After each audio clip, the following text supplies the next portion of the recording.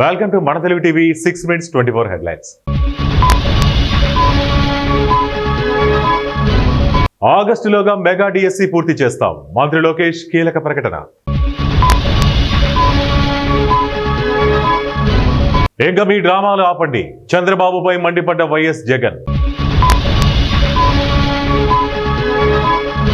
టీచర్లను గౌరవప్రదంగా చూస్తాం, కొత్త సంస్కరణలు తీసుకొస్తాం సీఎం చంద్రబాబు. ఏపీలో అమల్లోకి వచ్చిన కొత్త రిజిస్ట్రేషన్ చట్టం, కలెక్టర్లకు అక్రమ రిజిస్ట్రేషన్ల రద్దు అధికారం. కర్నూలు జిల్లాలో ఘోర రోడ్డు ప్రమాదం, స్పాట్లోనే 3 మృతి. రైల్స్ పిచ్చి, గండుతో హైవేపై హల్చల్ చేసిన మహిళ.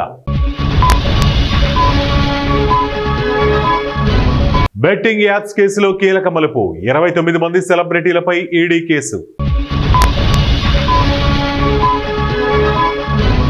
అమెరికాలో ధరలు పెంచేస్తాం, ఫార్మా పరిశ్రమ హెచ్చరిక. బియ్యం ఎగుమతులకు సహకారం, అక్రమ రవాణా చేస్తే ఉక్కుపాదం మంత్రి నాదెండ్ల. అమరావతిలో 2500 ఎకరాల్లో అంతర్జాతీయ క్రీడా మైదానం, క్రీడల మంత్రి రాంప్రసాద్ రెడ్డి. సేవాభావంతో సమాజాన్ని నడిపించాలి, ఏపీ గవర్నర్ అబ్దుల్ నజీర్ పిలుపు. గుజరాత్లోని వడోదరా జిల్లాలో కూలిన వంతెన, నదిలో పడ్డ వాహనాలు, 13 మంది దుర్మరణం. వేతనోత్పత్తికి తెలంగాణ అనువైన ప్రాంతం, రైతు సంక్షేమ కమిషన్ చైర్మన్ ఎం కోదండరెడ్డి. 3 కేటగిరీలుగా రోడ్ల నిర్మాణం, సీఎం ఆమోదం తెలపగానే హ్యామ్ రోడ్లకు టెండర్లు, మంత్రి వెంకటరెడ్డి. 6 ఎంపీల సమస్యలపై ప్రత్యేక కమిటీ, ఆరోగ్య శాఖ మంత్రి సత్యకుమార్.